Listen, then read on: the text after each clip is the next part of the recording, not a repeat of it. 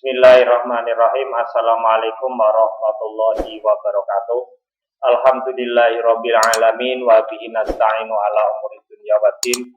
Wassalatu wassalamu ala asyrofil anbiya'i wa imamil mursalin sayyidina wa habibina wa maulana Muhammadin. Rabbis shrahli sadri wa yassirli amri wahlul 'uqdatam min lisani yafqahu qawli, amma ba'd. Anak-anakku sekalian kelas 10 yang sangat saya banggakan, untuk pertemuan minggu kelima ini pembelajaran pendidikan agama Islam atau PAI yang diampu oleh Bapak Slamet Haryanto, materinya adalah tentang hukum taklifi dan hukum wad'i. Sebelum saya melanjutkan pembelajaran pada pertemuan kali ini, maka sekali lagi saya ingatkan, niatkan untuk selalu menuntut ilmu, ikhlaskan hati, tingkatkan kesabaran agar mudah menerima apa yang akan saya sampaikan. Makanya simak baik-baik video ini tentang hukum taklifi dan hukum wad'i. Untuk yang pertama yang akan saya bahas itu yaitu pengertian dari hukum taklifi. Jadi pengertian hukum taklifi adalah hukum yang menjelaskan tentang perintah, larangan, dan pilihan untuk menjalankan atau meninggalkan suatu kegiatan atau pekerjaan.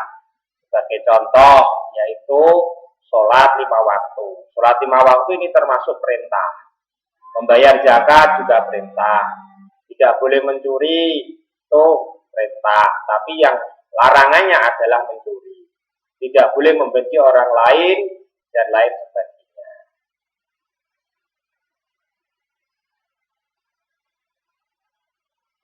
Yang berikutnya adalah dasar hukum Islam pada hukum taklifi. Yang pertama adalah wajib. Pengertian dari wajib adalah sesuatu hal yang dikerjakan mendapat pahala, namun jika ditinggalkan mendapatkan dosa. Contoh, sholat 5 waktu, zakat fitrah, hormat kepada kedua orang tua, guru, itu termasuk perintah dari agama Islam. Jadi ketika ada orang yang menjalankan sholat 5 waktu, baik itu sendirian ataupun berjamaah, membayar zakat, hormat kepada kedua orang tua dan guru, itu mendapat pahala. Kalau ditinggalkan, mereka mendapatkan dosa. Pembagian dari wajib. Wajib yang pertama itu adalah wajib muayyin atau wajib muqaddad, yaitu hukum wajib yang sudah jelas dan tentu aturan dan tata caranya, serta seberapa besar jumlah atau kadarnya. Misalkan sholat 5 waktu itu sejak zaman Nabi Muhammad SAW sampai sekarang itu sholat 5 waktu tidak ada yang berubah berapa jumlahnya, tidak.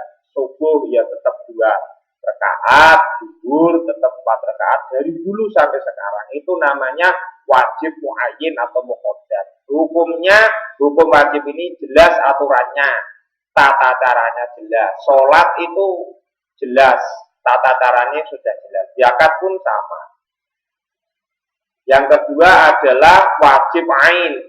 Hukum wajib yang dikenakan bagi setiap orang mukallaf. Jadi setiap orang yang mukallaf itu artinya adalah orang yang diberi beban taklif atau ketentuan-ketentuan syar'i atau syariat agama Islam atau hukum-hukum Islam. Itu adalah setiap orang mukallaf. Nah, syarat dari mukallaf itu sendiri yang pertama itu adalah baligh. Baligh itu kalau laki-laki umurnya adalah 9 tahun. Perempuan juga umur 9 tahun. Itu takaran dari baligh. Atau sebelum 9 tahun si perempuan itu sudah menstruasi, itu dikatakan baligh.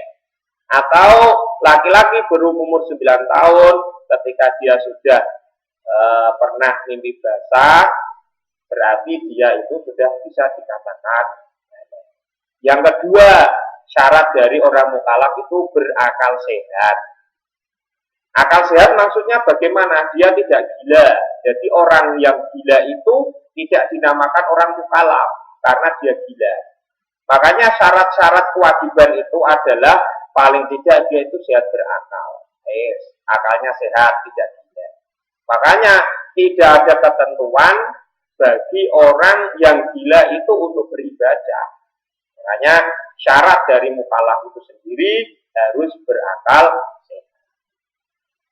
Wajib yang berikutnya adalah wajib kifayah, yaitu hukum yang tidak mengkhususkan siapa pelaksananya sesuai dengan syariat, dan dengan kata lain wajib dilaksanakan untuk umum, atau secara singkatnya wajib kifayah itu adalah wajib secara gotong royong. Misalkan membandikan jenazah, mengurusi jenazah, mengkafani, menyolatkan sampai menguburkan jenazah itu hukumnya fardu kifayah. Maksudnya apa? Kalau sudah dilaksanakan oleh satu orang saja, maka yang lainnya tidak berkewajiban melaksanakan. Jadi untuk mengkafani jenazah itu tidak usah satu kampung, tidak usah. Kalau takziah boleh satu kampung, tapi yang mengkafani, mulai memandikan, mengkafani, menyolatkan, menguburkan itu tidak harus semua orang. Maksudnya seperti itu. Kalau sudah ada yang menyolatkan atau mengkafani atau memandikan atau menguburkan, itu yang lainnya sudah tidak berkewajiban. Tetapi bila tidak ada satu orang muslim pun yang mengerjakan, maka yang lainnya itu semuanya berdosa. Jadi semua penduduk desa itu berdosa. Jadi ketika di suatu daerah ada orang yang meninggal tetapi tidak ada orang yang memandikan, mengkafani, menyolatkan, bahkan menguburkan, berarti satu orang itu, satu kampung, satu desa atau satu kampung atau satu daerah itu semuanya dosa besar semua. Itu adalah wajib kifayah. Yang berikutnya adalah sunnah. Pengertian dari sunnah yaitu suatu hal yang apabila dikerjakan mendapat pahala, namun jika ditinggalkan akan tidak mendapat apa-apa. Seperti sholat sunnah, baik rawatib, sholat rawatib itu sholat yang mengikuti sholat-sholat wajib, yaitu contohnya qobliyah, ba'diyah, qobliyah zuhur, ba'diyah zuhur, qobliyah asar. Tidak ada ba'diyah asar. Sebabnya apa kok tidak ada ba'diyah asar? Sebab Rasulullah melarang untuk sholat sunnah setelah asar. Sebab apa? Orang-orang Majusi atau penyembah api itu beribadahnya adalah ketika matahari tenggelam. Makanya orang Muslim dilarang atau orang Islam dilarang untuk sholat sunnah ba'diyah asar. Jadi setelah sholat asar tidak boleh ada sholat sunnah lainnya. Selain itu Rasulullah juga melarang sholat sunnah ba'diyah subuh. Jadi tidak ada setelah sholat subuh ada sholat sunnah lainnya. Jadi itu adalah anjuran agama. Terus contoh dari sunnah itu sendiri adalah puasa Senin Kamis, berinfak dan lain-lain. Nah, sunnah itu terbagi menjadi satu. Yang pertama adalah sunnah hadyi, yaitu hukum sunnah sebagai penyempurna hukum wajib. Jadi orang yang meninggalkannya tidak mendapat apa-apa. Contohnya azan, sholat berjamaah. Tapi pahala dari sunnah ini itu terkadang itu luar biasa pahalanya. Makanya dibalik Allah mensunahkan suatu perkara itu pahalanya banyak.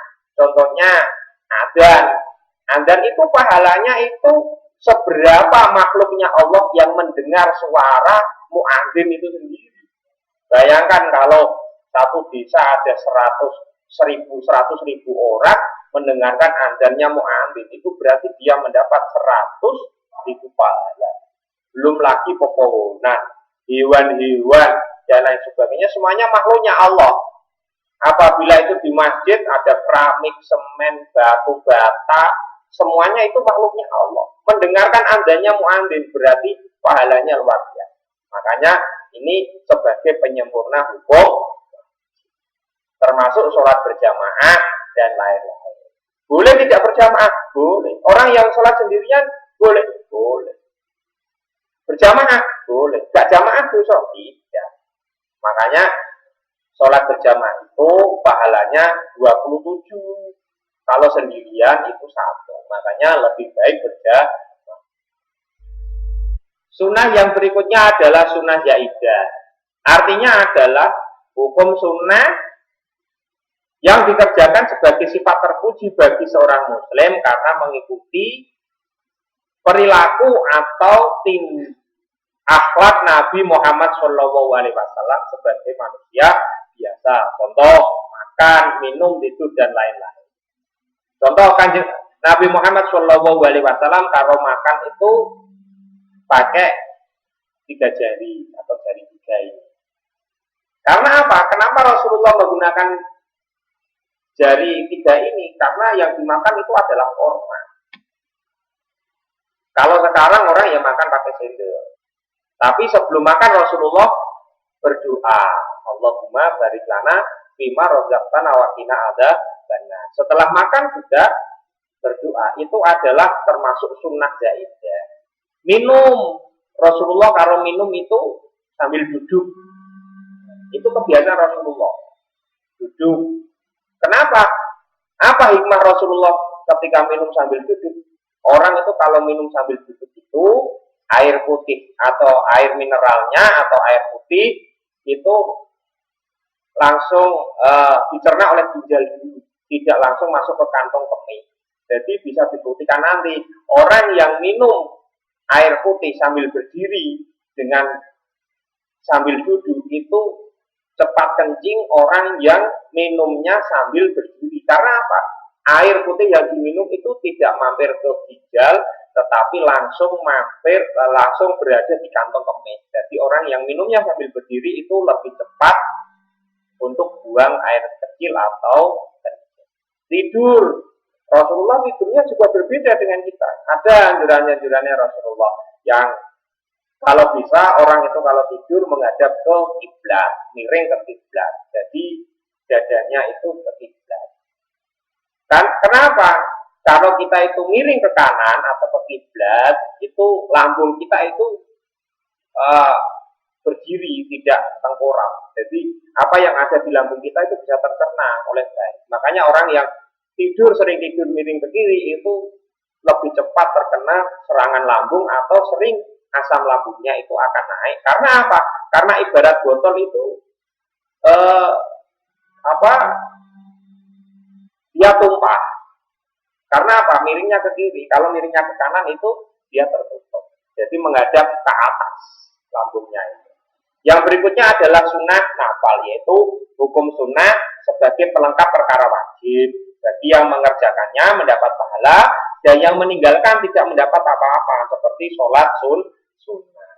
Ada lagi sunnah muakkad, yaitu hukum sunnah yang dianggap mendekati hukum wajib, misal sholat tarawih, sholat idul fitri, sholat idul adha, dan lain-lain. Jadi kalau bisa, kalau orang itu tidak memiliki udzur syar'i wajib hukumnya, kalau seolah-olah diwajibkan sholat tarawih.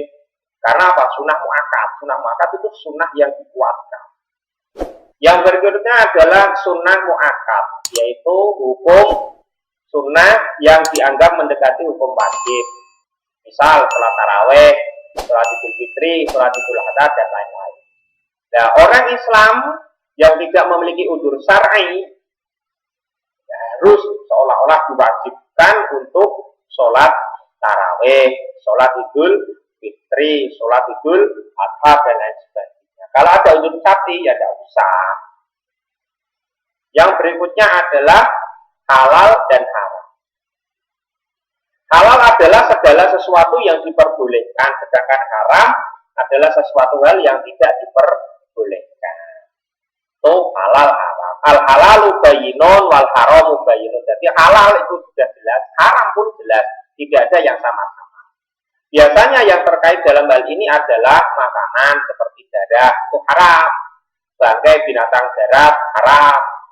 Maksudnya bangkai itu apa?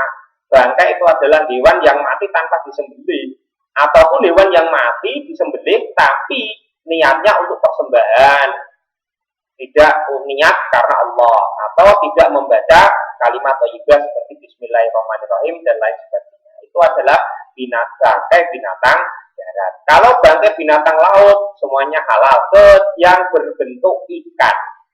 Jadi di sini di dalam kitab tafsir Jalalain di situ dijelaskan semua bangkai binatang laut itu halal, ditafsiri oleh Imam Jalaluddin itu adalah yang berupa ikan. Jadi yang berupa ular laut, anjing laut, dan lain sebagainya itu yang tidak berupa ikan itu juga bisa dihukumi haram.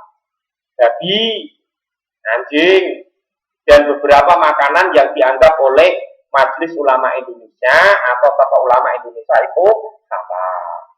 Makanya harus diperhatikan yang haram dan yang halal. Pembagian dari haram. Ada yang dinamakan haram mutlak. Hukum yang mengatur apa saja yang dilarang sesuai Al-Quran dan hadis seperti zina. Jadi haram mutlak ini tidak bisa dinego lagi. Karena di Al-Quran haram, hadisnya Rasulullah mengharamkan. Contoh zina, mencuri, berjudi, makan makanan yang dilarang oleh agama Islam. Haram goiru, hukum yang mengatur apa saja yang dilarang dari asal atau akhir hal tersebut diperoleh. Contoh, kita beramal di masjid, tapi hasil mencuri. Itu haram goiru. Ngamal di masjid bagus, tapi hasilnya mencuri, ya haram. Contohnya, ini sebagai ibaratnya seperti ini. Kita mencuci pakaian kita yang kotor dengan air kencing, itu pakaian kita itu tidak akan pernah bersih, malah semakin kotor. Makanya beramal di masjid tapi hasil mencuri, hasil korupsi, dan hasil menuduh dan lainnya itu termasuk haram. Makan makanan halal tapi hasil dari korupsi juga haram. Amal baik yang dipamerkan atau riya juga haram. Tidak boleh. Percuma orang kita beramal tapi kita riya. Yang berikutnya, hukum taklifi yang berikutnya adalah makruh. Makruh itu adalah segala sesuatu hal yang apabila dikerjakan tidak mendapat apa-apa, namun jika ditinggalkan malah mendapat pahala. Contohnya merokok, makan pete, jengkol, dan lain sebagainya. Kenapa merokok itu dimakruhkan? Satu,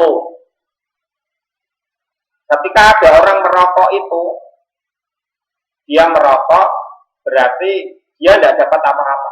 Tetapi kalau dia tidak merokok, dia mendapat pahala.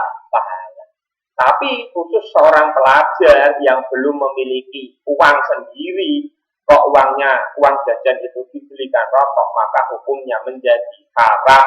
Sebab pelajar itu diberi uang saku itu oleh orang tua tidak untuk membeli rokok. Makanya Majelis Ulama Indonesia, khususnya MUI Pusat, itu mengharamkan rokok bagi pelajar. Sebab belum uang yang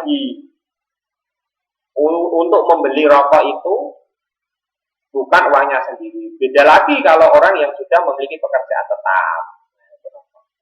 Ada rokok ini bisa menjadi haram lagi kalau punya uang 15.000, tidak punya beras, tidak punya lauk, tetapi malah dibelikan rokok, maka rokok ini hukumnya haram. Karena apa? Kebutuhan pokok itu lebih penting, contohnya makan, minum, dan lain sebagainya itu. Makanya merokok ini bisa haram kalau orang tidak tahu hukum asal muasal. makan petai dan jengkol. Kenapa ini dimakruhkan? Karena ini petai mengganggu. Apanya yang mengganggu? Baunya. Jengkol pun baunya yang mengganggu. Makan petai boleh dosa tidak, tapi kalau kamu tidak makan petai dapat pahala. Yang hukum taklifi yang berikutnya adalah mubah. Mubah adalah segala sesuatu yang apabila dikerjakan atau tidak dikerjakan tidak mendapat apa-apa. Kamu mengerjakan ya tidak apa-apa. Orang tidak kerjakan ya tidak apa-apa. Contoh mandi. Ya, mandi itu bukan wajib, bukan sunnah, tidak. Makan, minum itu boleh. Kamu nggak makan 1 tahun boleh, nggak minum 1 tahun boleh, asalkan kuat. Tetapi kalau kalian itu tidak makan, tidak minum selama 3 hari 3 malam, akhirnya kalian malas untuk beribadah, maka makan dan minum itu hukumnya wajib, sebab sebagai penopang untuk beribadah. Makanya tenang itu kalau tidak ada keterangan guru juga tidak akan pernah apa. Jadi makan itu hukumnya boleh, tetapi kalau kalian tidak makan, akhirnya kalian itu malas untuk beribadah, malas belajar, itu makan malah menjadi kewajiban. Karena apa? Sebagai penopang kewajiban seseorang. Yang berikutnya adalah hukum wadai. Hukum wadai itu biasanya berkaitan dengan hukum waris, atau didefinisikan ketetapan Allah yang menyangkut sebab terjadinya sesuatu, syarat dan penghalang, sebagai contoh hukum waris. Hukum waris itu ketetapan Allah, tapi menyangkut sebab terjadinya sesuatu. Nah, contohnya apa? Terjadi sesuatu, ada orang yang meninggal. Syaratnya ada orang yang mendapatkan warisan, syaratnya ada. Penghalangnya ada. Kalau seorang ada yang tidak mendapatkan warisan dalam hukum waris itu, nah itu nanti dipelajari ketika kelas 3 semester akhir. Yang berikutnya, yang terakhir yaitu rukhsah. Rukhsah yaitu maksudnya adalah kelapangan, kelonggaran, kemudahan atau pengecualian. Jadi rukhsah itu intinya itu Allah itu membeli kemudahan, tidak semata-mata harus seperti ini dengan keadaan tertentu. Contohnya itu rukhsah pada kalanya itu hukumnya sunnah, seperti memendekkan waktu sholat pada waktu perjalanan jauh. Itu maka itu namanya rukhsah. Jadi ketika orang itu perjalanan jauh dari Pati ke Jakarta, tidak sempat sholat di perjalanan, tidak sempat sholat maghrib, isya, maka sholatnya bisa diringkas atau jamak, jadikan satu. Sudah dijamak, dikosor sekalian. Jadi jamak itu mengumpulkan 2 waktu sholat, kosor meringkas. Yang 4 menjadi 2, yang 3 tetap 3, karena tidak ada sholat itu diringkas menjadi 1,5, tidak ada. Makanya yang 4 menjadi 2, 3 tetap 3, 2 tetap 2. Yang boleh dijamak, dikosor itu adalah zuhur sama asar, maghrib sama isya, subuh sendirian karena subuh sudah 2 rakaat. Kadang juga rukhsah itu dimubahkan, atau ketika kita harus berbohong dalam keadaan bahaya pada keselamatan orang banyak, itu rukhsah juga bersifat makro. Ada kalanya rukhsah bersifat makro. Contohnya apabila seorang dipaksa untuk makan makanan haram, padahal dia seorang muslim, kalau mengancam jiwanya atau jiwa seseorang atau jiwa keluarganya, kalau kita dipaksa untuk makan haram, itu rukhsah namanya, keringanan dari Allah. Karena tidak bisa, karena jika tidak memakan akan terancam jiwanya. Itu namanya rukhsah. Banyak sekali rukhsah-rukhsahnya Allah, atau kelonggaran atau keringanan hukum bagi seorang muslim dari Allah Subhanahu wa Ta'ala. Untuk pertemuan kali ini saya cukupkan sekian. Semoga bermanfaat. Akan kita sambung lagi di pertemuan yang ke-6 tentang sumber-sumber hukum Islam. Sekian dari saya. Assalamualaikum warahmatullahi wabarakatuh.